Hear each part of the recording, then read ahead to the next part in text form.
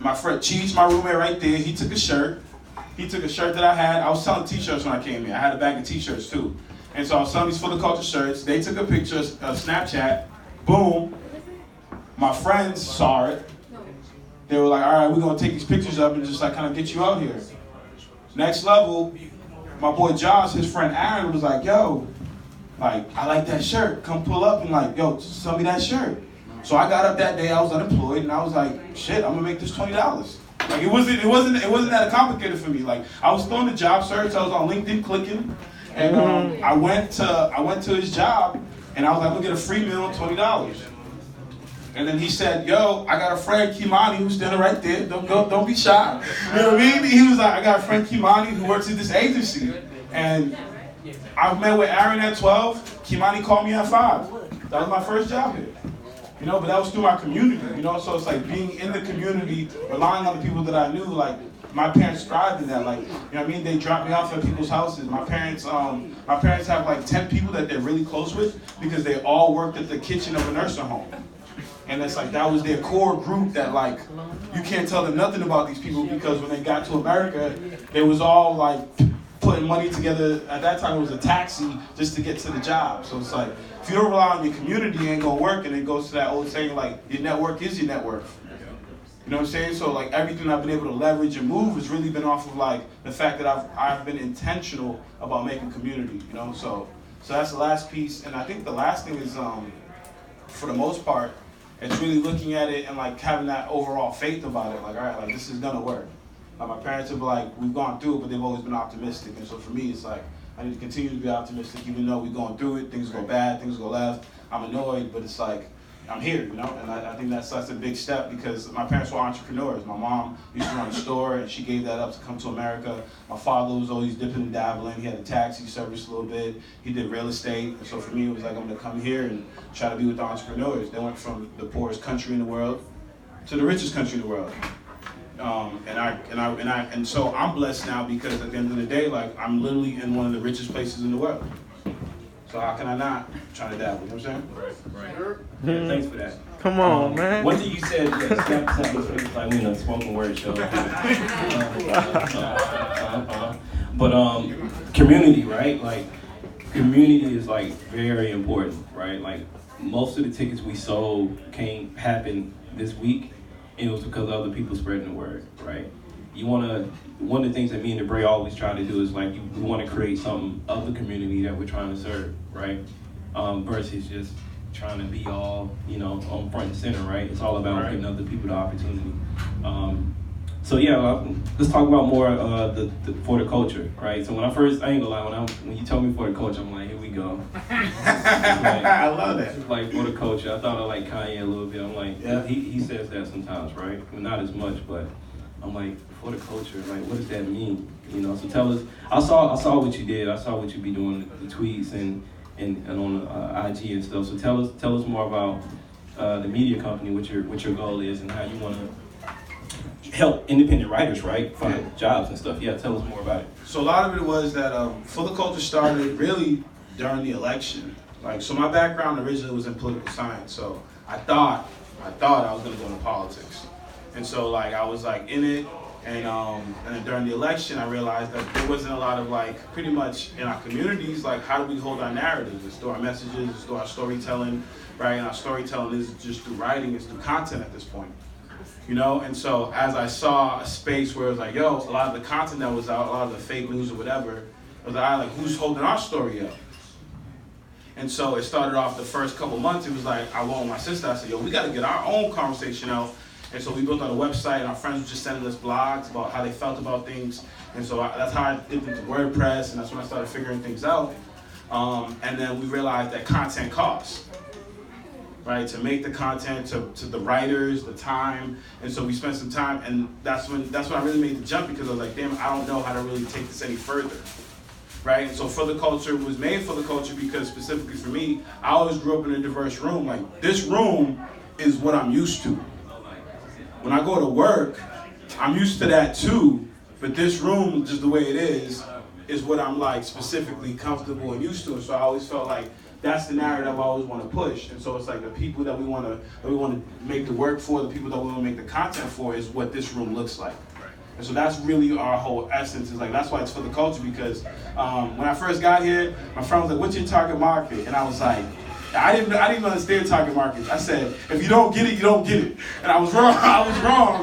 But if I got to explain what a trap house is to you, you're not my target market. Hey, but it was really just more the sense of like, if being for the culture scares you, then I think that's the cognitive dissonance. That's the space that like we will need to talk about. My whole thing is that like I want people that like want to push culture. I want people that want to be about diversity. I want to talk about that. I want to be in that space, and I also want to give that platform. You know, and so the whole thing was like, all right, how do we do that? So it was through digital content. So it was like, all right, people doing Facebook, people that like, you know what I mean? We all got that cousin that writes that extra long blog. It's like, all right, fam, put it in the Google Doc. I'm gonna post it for you. Don't even trip, right? Or it's like, you know what? You're doing hella videos. They funny, and there's got a message to it. I sent them to me, and so I started working with a lot of content creators, right? And also just people having events. And so we were just like, yeah, like let's go, let's make something. And then I got here and everyone was talking about profitability. I was like, damn, I don't know how I can really make money on this, right? It's like, it's cool. I'm burning my own cash. I'm like running through things, and I think that what we realized, the second piece we're pivoting now is it's really towards commerce, right? It becomes from like, yes, you can create the content, but at the same time, like, the money has to be flowing, and also on the internet, the whole thing is that whatever you're getting for free, you're being sold. So it's like, if you're a content creator, you have to sell something, a tutorial, right? Makeup tutorial. If you're doing makeup tutorials, you're going then what? You're going then sell makeup, right? If you're doing like some type of educational thing, if you just have a YouTube page, they're gonna be like, now, let me teach you how to blow up your followers, right? So everyone has to end up really sell something and make it commerce. But also I realize in every community that you create, it's also content, the storytelling, the message, and the commerce, right? So you go to a small place in Africa, they're doing storytelling, but they also have a little market. You know what I'm saying? So it's like building that out so then we can have our own. So it isn't just on Facebook, Instagram, all these places that if those do go down or if anything ever happens, we can get more on the dollar. So pivoting to is really just being a space where for young millennials of color, it's about like engaging you, inspiring you, informing you through content, but also making sure that you get it through the commerce. And so that's really what it's about, and that's what we're growing. If anyone is a front-end engineer and they want to work with me, hit me up, because I need it. You know what I'm saying? I ain't gonna lie, we're building a team. Right. For the culture. That culture, yeah. So you're working full-time and you're running your own thing. Yeah. When do you sleep? He don't. Yeah, he does. You know, that's my roommate, and I think it's about learning how to self-care. Like, and that's something that, like, I think that has tagged. What is self-care? Because some people getting your hair did, your nails done, playing basketball. What is it? What really is self-care? For me, it's maintaining that routine, because it's like I know this isn't sustainable. So it's like, all right, like, what am I doing to really leverage myself to make sure I'm good? Like I'm definitely sleeping 6 hours Monday through Friday. Like, I definitely know that, but on Sunday, I know I got to get a little bit longer. Right? I work out just to make sure that I'm okay, because that's what enriches me. If reading makes you better, then do that. But like, what happened with me was I was at a startup. I was a startup with Anthony. All right, we was at a startup, and we was at a startup. It's called Alco, right? I started on Alco, right? And we was really in the trenches. Like, this wasn't like no cool startup where it was like, hey. It was like we in the phone, we calling, and we just working, and like we stressed. Right, and if I don't pick up the phone, we don't get paid, right? And it's like one of those situations, and if he doesn't make that sale, it doesn't happen, and like it directly affects. There's only like 10 of us in the room, right? But in that whole process, I had lost my whole self-care, and I was miserable. Like I was miserable, like I was like actually functionally miserable. And I want to give a big shout out to my roommate Cheech, Anthony Shaduro, because every day I used to come home and just play basketball with him. Like that was my self-care, and I would just vent every day. And like I just be so mad. And then what happened was the company realigned and I got laid off. Yo, y'all ever watch Friday? Y'all watch Friday? Yeah. Y'all know how Craig got fired on his day off? Yeah. I got laid off on vacation. Laid off on vacation. Last day on FaceTime. Dude, I got on the FaceTime. He said you laid off. I hung up. My mom was like, we having lunch. I said, okay. I just sat down. I didn't even tell my parents. I just had to eat it. right? And then I came back and I had to like figure out like, who am I? Like, what do I like to enjoy? And in that time, I went to the gym. In that time, like, I still spent time with the people that I loved. And so now that I have a job, now that I'm back fully employed, when people say, yo, why do you still go to the gym? I tell them, I did it when I was unemployed. I ain't changed up. Like, the people, I still come out on a Friday night, and just like, cause that's what enriches me, that's what got me to that point. So it's like, if self-care is about like continually feeding yourself in those places. So. Right, yeah, like I always try to work out every morning when I wake up, because I'm more of a night owl, so I wake up later in the day. But I'm in sales, right? So I got to be on point like day one, like in the morning. So I go and run and knob hill. It's very hard running up those hills, but it wakes me up. You know what I mean? Get that blood pumping. Okay. Got strong calves. I feel.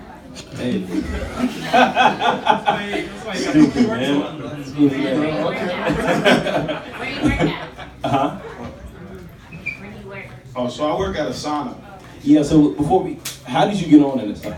Oh, so how did I get into Asana? Again, it becomes from community, right? So the thing about this, and like anyone that's aspiring to go into tech, Can y'all keep it down in the back for me? Thank you. anyone aspiring to go into tech, I need you to know that like it's not going to be, in my opinion, some people it's not going to be easy, and it's also a numbers game. I applied to like over 85 places.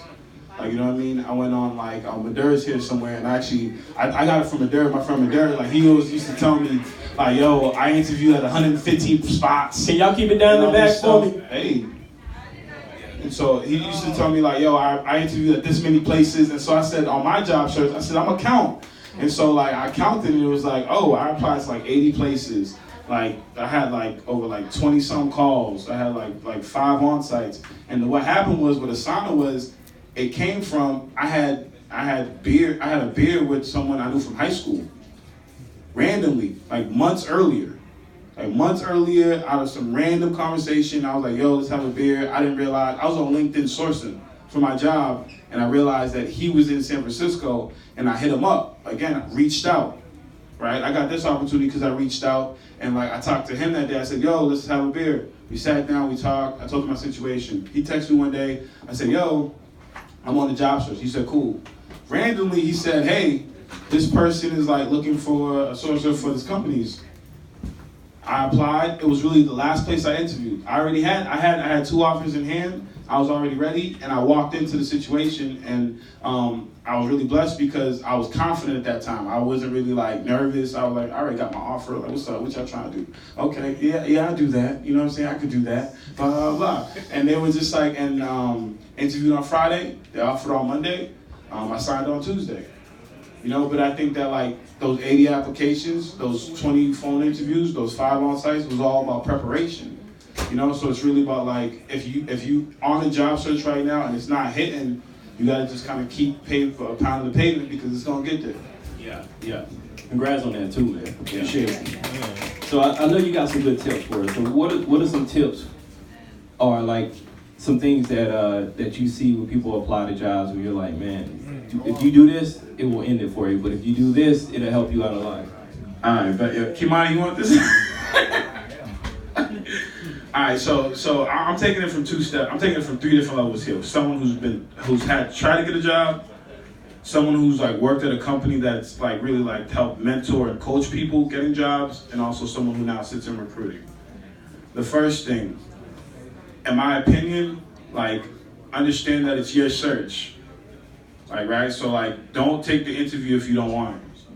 Don't go in there and half step and mess it up and like not, like if you don't want it, like in the huddle after, they're gonna see it quick.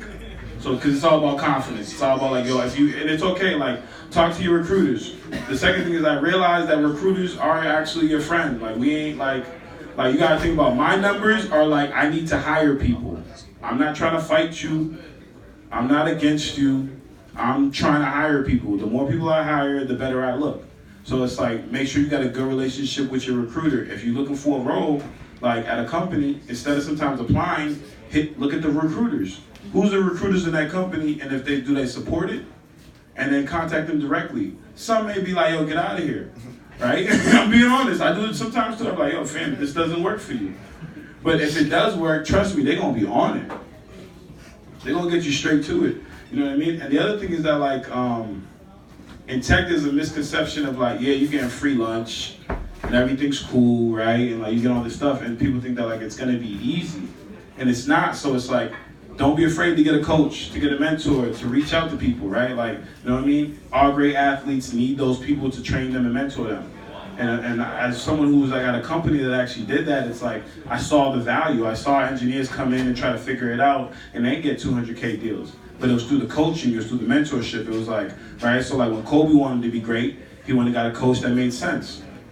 And like he personally worked on it, and so it's like continue to work on that. If you want to break into engineering and you've never done it before, and you think that like just applying to a million places is gonna work, it may, or you could actually get that structure and actually know how to hack it and make it happen. Another thing is that like is be consistent and confident, man. Like they ain't no better than us, straight up. That's just how I feel. Like someone who's like. You know what I mean? And I'm someone who sits with them now and like actually has the conversation and has to tell them like, yo, that's not even how it works. Like they're no better than us. Your competency, you can do it, but it's about again understanding the language, being able to do it. So cool, man. Cool. I did have some more questions, but I want to open it up. I'm sure people here, you know, may want to ask some questions. Anybody want to ask any questions? Ask further questions. So I work with youth in the Bay, and we have a tech program going on right now that Debray is a part of, and all of them are looking to see like how do they start out, how do you walk in, how do you start off with not having as much experience as everyone else, and like what are the opportunities that are out there. So I would love to bring that back to my class and say, hey, someone came in, he was talking about it, love what he had to say, this is the advice that he has to bring back. I would say it's like, for me personally, it's like, are they even interested? Like I know like some kids don't want to be in tech. I know we shouldn't force them, right? But also it's like, are they gonna study it like they study in basketball? Like for me, I listen to podcasts about tech, about what I'm doing, right? So that gives me the language to do that. That gives me the understanding to understand like what the map is, right? So it's like for those kids, it's like, one, are they interested? But also at the same time, the best thing that they can really do is like get them into spaces where they can try different things. Because when I first came out, it was like fail fast, right? That's what they say, fail fast. Like everyone could do what they want, but then as someone of color in tech, we'd be stiff. Right, we'd be stiff as hell, and it's like because like at the end of the day, like we don't feel like we got that length. And for your kids, and I feel like for kids that I've always worked with, right, we aren't given that longevity, right? We aren't given that space because maybe we're thinking about the next thing we need to do. Maybe we're thinking about like something that's happening at home. So it's like giving them the platform to be like, you know what, you can try this program, and if you don't like it, it's okay. Maybe you don't like marketing. Maybe you should be an engineer. Maybe you don't like engineering. So there's different levels of it. Like I'm not an engineer. I'm in recruiting. There's a lot of different levels of what is in tech. And so I think that like when you talk to these kids, you gotta let them know that it's not just like playing on computers. It's like it's a whole industry, and this is the new economy, right? Like, so when I was breaking in, and this is what you can tell the kids, is like with like the whole 444 album, right? And Jay said like, there was a time America wouldn't let us ball. Those times are now called Afro tech. And that's like a direct shot. Like, this is the new economy. So like you could go get another job, but this is where the new money's coming from. Right. So it's like, what you want to do? Like find your niche, and it's okay to fail at a niche and go something else. Like I was talking to someone else, and they were like, "Yeah, I'm an engineer and I want to do product management, but you know what? I think I want to go do marketing. I want to go do this." But it's like once you stay in the space, there's a lot of money. There's a lot of things you can really go in. Hope I answered that. Thank you, Jim. Okay. So my question is real simple. I'm gonna start with the fact that since you're from Haiti, a lot of people may not know that Haiti was a beginning liberation of freedom globally. For a lot of people, like Harriet Tubman used to bring freedom fighters to Haiti and then freedom from the south to the north. And what I want to talk about is, or ask you a question about, is mental slavery. We live in a world where we're programmed to, pretty much act on response subconsciously. And I want to know your take on, you could be a developer and a six-figure job could be a six-figure slave job. So my question is, how do you feel like people in this room can liberate themselves and find their passion? Because a lot of people just chase a check and they don't chase their passion. And that's the biggest issue in a black community, is not really getting money, is that I'm not passionate about the money I'm getting. That's dope. He got that. That was hot. That was hot. I like that. I think it's like, if you here right now, like you got a sense of like a privilege where you can make a choice, and the choice by being like you get to make the choice of like what you want to go deep in, and be okay with that. I think that like my friend Anthony, like he's someone that like studies things deep, and he goes into it. And he's not afraid to jump into it. And so for me, it's like for the mental slavery is like I'm here because I chose to. Like I had to actually go through it, and I was willing to go through those hoops. But it's like I had to learn to quit some things too. I had to learn to walk away from situations, and some people aren't. And I think that like yes, we've been programmed. We definitely have been programmed, but it's like, are you choosing to now deprogram yourself? Are you choosing to